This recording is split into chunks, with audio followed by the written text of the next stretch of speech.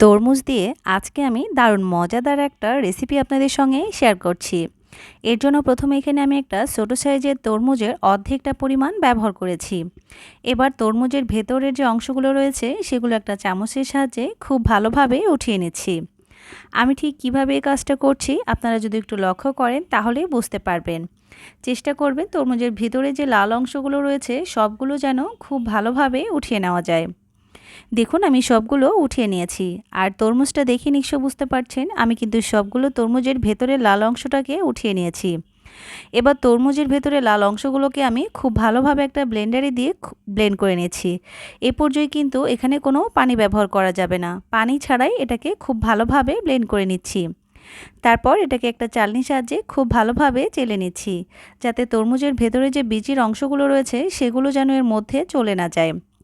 দেখুন আমি খুব ভালোভাবে তরমুজগুলোকে ছেঁকে নিয়েছি। তারপর চুলায় একটা পাত্রে আমি তরমুজের এই জুসটাকে দিয়ে দিচ্ছি। তারপর এখানে আমি দিয়ে দিয়েছি 1 টেবিল চামচের মতো আগার আগার পাউডার। আপনারা চাইলে এখানে আগার আগার পাউডারের পরিবর্তে জেলেটিনও ব্যবহার করতে পারেন। এবার আগার আগার পাউডারটাকে খুব ভালোভাবে মিশিয়ে নিচ্ছি। আর অবশ্যই কিন্তু এ পর্যায়ে চুলা অন করা যাবে না। সবগুলো উপকরণ খুব ভালোভাবে মিশিয়ে নিয়ে তারপর চুলাটিকে অন করে দিতে হবে। দেখুন আমি সবগুলো খুব ভালোভাবে মিশিয়ে নিয়েছি। আর তারপর এ পর্যায়ে এখানে আমি চুলাটাকে অন করে দিচ্ছি। তারপর এখানে আমি অ্যাড করে দিয়েছি 1/4 কাপের মতো চিনি।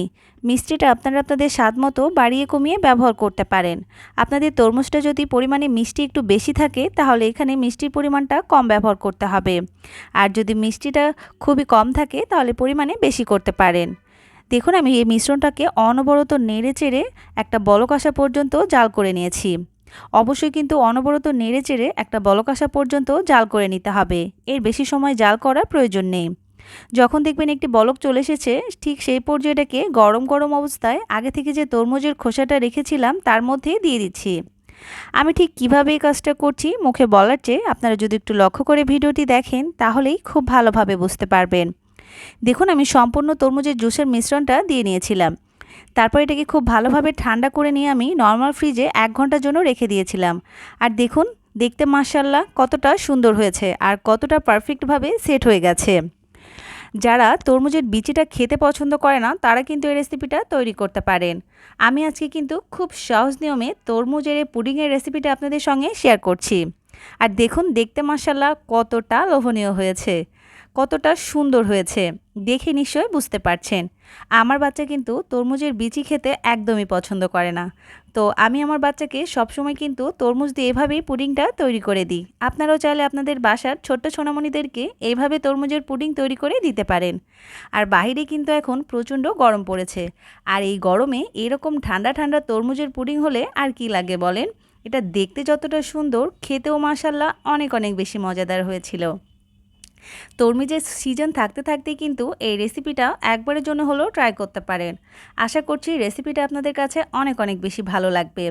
দেখুন আমি আপনাদেরকে কেটে দেখিয়ে দিচ্ছি। দেখে মনে হচ্ছে একদম আসল তরমুজ। এটা যে তরমুজের পুডিং এটা যদি কেউ না খায় তাহলে কিন্তু বুঝতেই পারবে না। আর এটা খেতেও কিন্তু মাশাআল্লাহ অনেক অনেক বেশি মজাদার হয়েছিল। আশা করছি আমার আজকের এই সহজ তরমুজের পুডিংয়ের রেসিপিটা আপনাদের কাছে অনেক অনেক বেশি ভালো লেগেছে। যদি ভালো লেগে থাকে তাহলে বাসায় অবশ্যই একবারের জন্য হলেও তৈরি করে দেখবেন। আর এই প্রচণ্ড গরমে এরকম ঠান্ডা ঠান্ডা পুডিং হলে কিন্তু আর কোনো কিছুই লাগবে না। সারাদিনের সমস্ত ক্লান্তি যেন এক নিমিষেই দূর হয়ে যাবে। আজকের মতো এখানেই বিদায় নিচ্ছি। সুস্থ থাকবেন, ভালো থাকবেন, আমাদের জন্য দোয়া করবেন। আল্লাহ হাফিজ।